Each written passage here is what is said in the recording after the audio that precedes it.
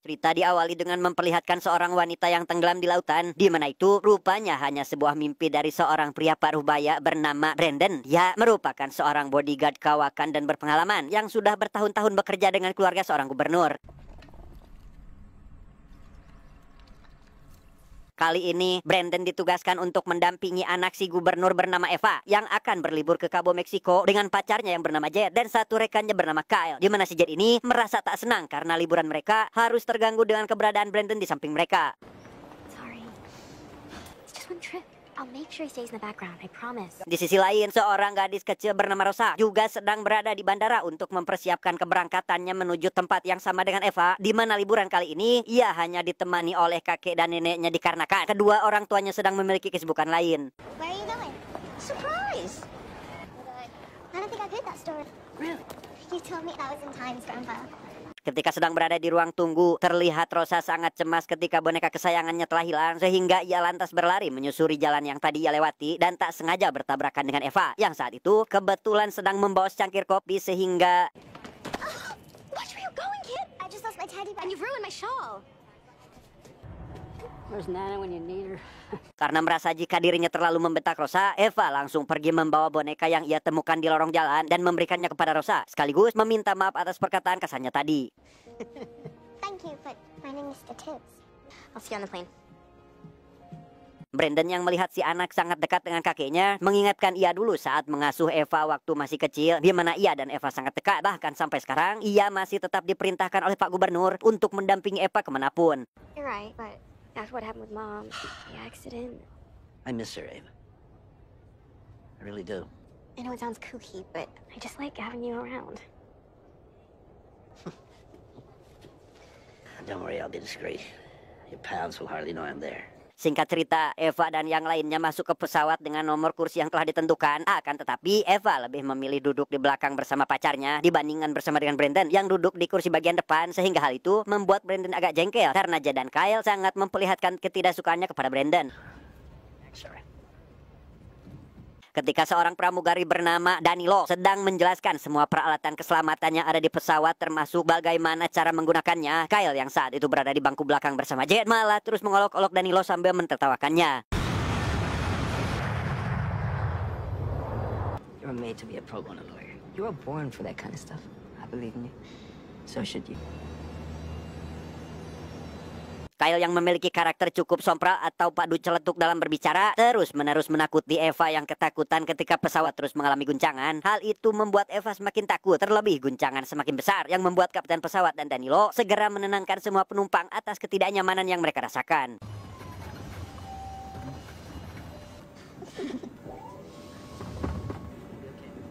Don't worry, we're gonna be just fine. Tak berselang lama, Rosa yang berada di dekat jendela melihat baling-baling pesawat yang terbakar dan mulai hancur berkeping-keping sehingga membuat dia termasuk semua penumpang sangat panik sampai salah satu kepingan baling-baling terlepas dan melubangi bagian samping pesawat sehingga...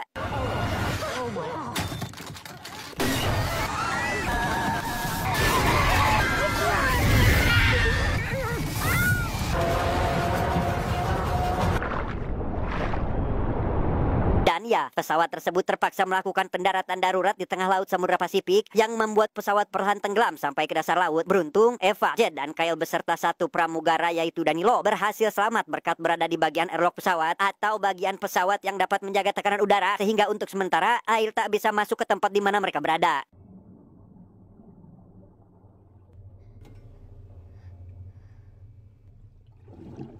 Tak lama, Eva dan yang lainnya melihat sesuatu datang mendekat dari dalam air yang rupanya itu adalah si gadis kecil Rosa dan neneknya yang berhasil diselamatkan oleh Brandon. Namun si nenek masih tak sadarkan diri sehingga Danilo langsung memberikan pertolongan dengan berusaha memompa dada si nenek dan...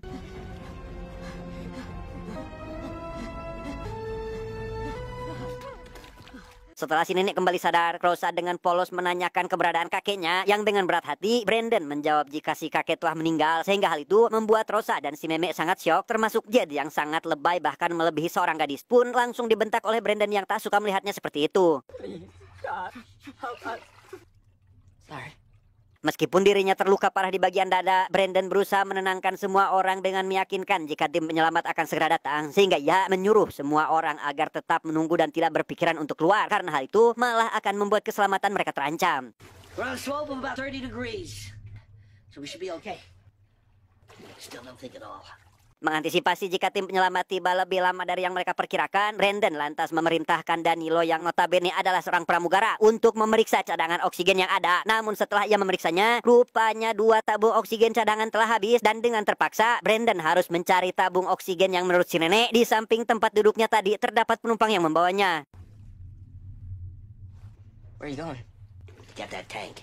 Tak banyak membuang waktu lagi, Brandon langsung mengambil tabung oksigen tersebut sekaligus membawakan topi si kakek yang merupakan pesan dari si nenek. Namun ketika Brandon telah mendapatkan apa yang ia cari, tiba-tiba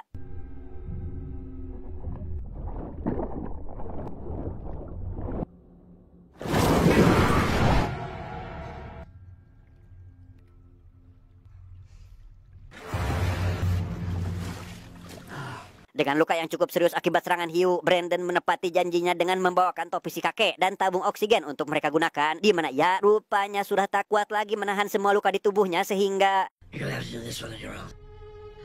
You can.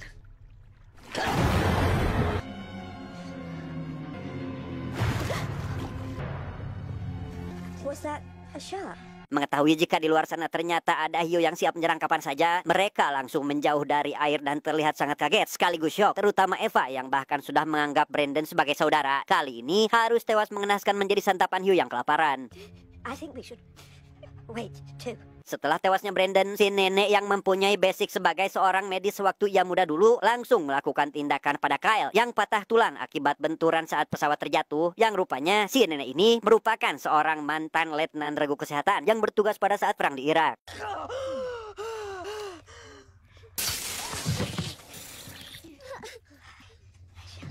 Di sisi lain, tim penyelamat yang sudah mengetahui jika pesawat yang ditumpangi Eva telah mengalami kecelakaan mulai melakukan pencarian di sekitaran lautan Samudra Pasifik, yang mana setelah cukup lama berkeliling dengan menggunakan helikopter, tim penyelamat pun menemukan puing-puing pesawat yang mengambang di dasar lautan, sehingga dengan persediaan bahan bakar yang sudah mulai menipis, mereka menugaskan 2 orang penyelam profesional untuk melakukan pencarian ke dasar laut. Kinda hoping to see survivors.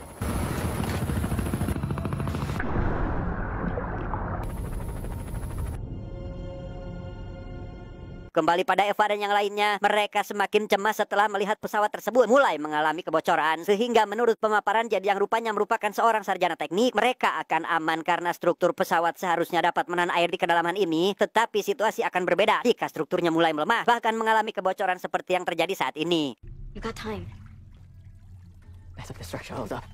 Perasaan cemas, ketakutan, bahkan rasa frustasi yang sudah bercampur aduk membuat mereka mulai putus asa. Terlebih lagi, guncangan yang cukup besar terjadi akibat pesawat yang terus terperosok ke dasar laut membuat mereka sangat panik dan...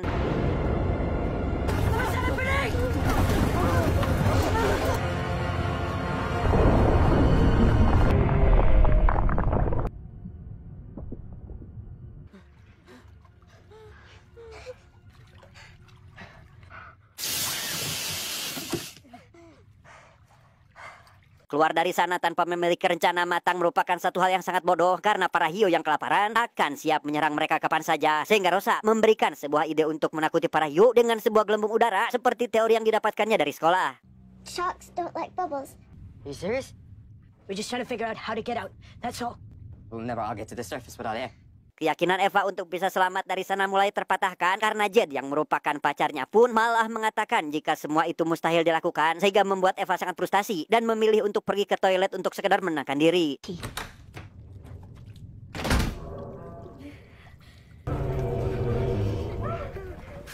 Tak lama ketika mereka sedang mencari sesuatu yang dapat membantu mereka keluar dari sana, Eva dan yang lainnya sangat senang saat tim penyelamat dapat menemukan keberadaan mereka, tetapi...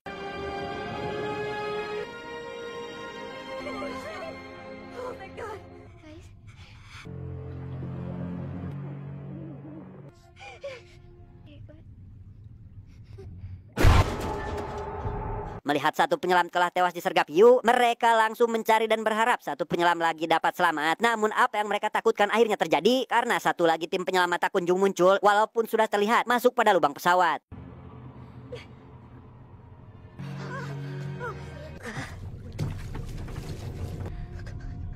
He's dead. We're gonna have to find our way out. Karena semua penyelam telah tewas, Eva memiliki ide untuk mengambil tabung oksigen milik si penyelam untuk bisa mereka gunakan. Sehingga dengan cepat, Eva lantas memeriksanya, berharap jasad si penyelam beserta peralatannya berada tak jauh dari sana. Di mana ketika Eva melihat jasad si penyelam, Jed membantu Eva dengan berusaha menggapai jasad si penyelam dari kursi penumpang sehingga...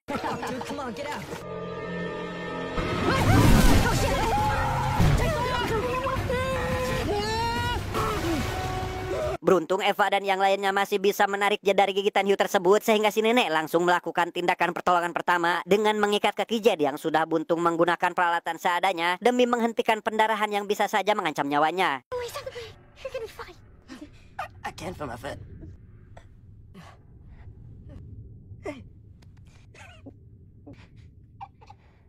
Dengan melihat keadaan Jed saat ini, si nenek berusaha meyakinkan Jed dengan menceritakan pengalamannya dulu sewaktu di medan peperangan, di mana ia banyak sekali merawat prajurit dengan luka yang lebih parah dibanding dengan luka yang Jed alami, hingga pada akhirnya pasiennya itu dapat selamat dari peperangan tersebut. The hatch to the luggage hold is through here. Selesai menangani Jed, Danilo bergegas menunjukkan pintu rahasia yang tertuju pada ruangan penyimpanan pesawat, di mana Eva langsung mengajukan diri untuk pergi sendirian dan mencari tas hijau yang berisi sisa pakaian selam yang ketika Eva menemukan tas tersebut, tiba-tiba...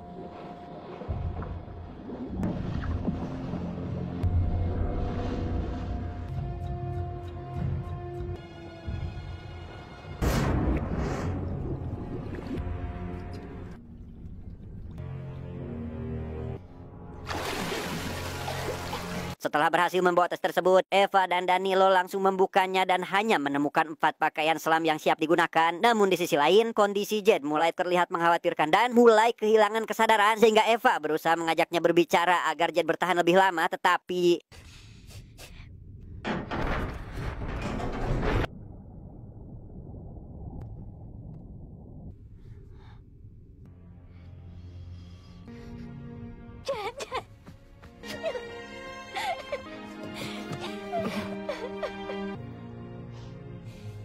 Melihat pacarnya sudah tak bernyawa, Eva sangat terpukul hingga tak kuasa menahan air matanya. Namun di momen sedih tersebut, tiba-tiba terjadi guncangan besar yang rupanya pesawat terus terperosok ke dalam jurang, membuat pesawat semakin miring dan air laut mulai memenuhi seluruh ruangan, sehingga mereka harus segera keluar dan menghadapi para hiu sebelum mati sia-sia tanpa melakukan usaha sedikit pun.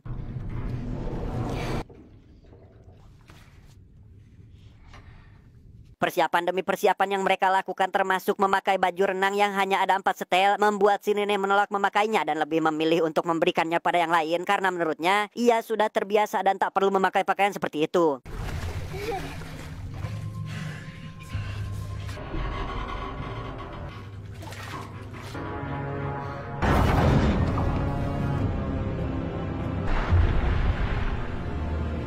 Karena sudah tak ada waktu lagi, Eva dan yang lainnya segera menyelam untuk pergi dari sana. Di mana ketika mereka baru saja menyelam sejauh 3 meter, seekor hiu langsung menyerang dan...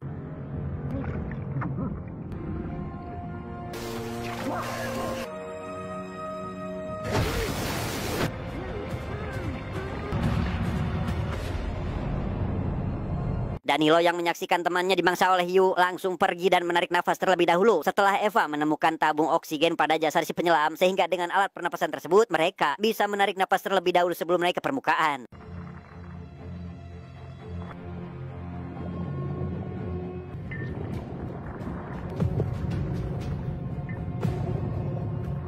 Sial bagi Eva karena baru saja ingin menyusul Rosa dan Danilo, ia malah bertemu dengan seekor hiu yang sedang berenang ke arahnya, sehingga dengan perasaan takut, panik, bahkan sudah pasrah, ia berdiam diri di depan hiu yang siap menyerangnya kapan saja.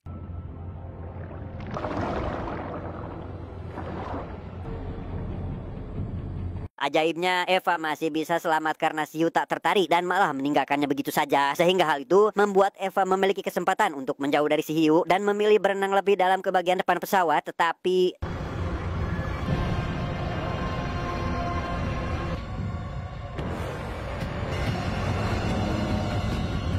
pesawat yang rupanya terus meluncur semakin dalam ke dasar jurang lautan membuatnya malah terbawa dan dengan susah payah ia akhirnya bisa keluar dari dalam pesawat. Namun karena Eva sudah terlalu lama menahan nafas di dalam air, ia akhirnya mencapai batasnya sehingga...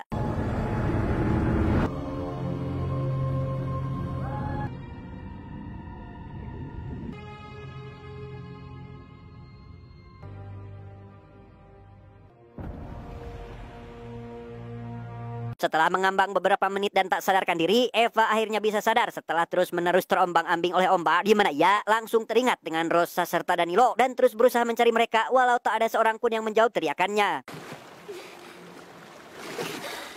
Tak lama kemudian datang sebuah helikopter yang disinyalir adalah tim penyelamat, di mana Eva langsung naik dan bertemu dengan teman-temannya yang ternyata sudah berada di dalam helikopter sejak tadi.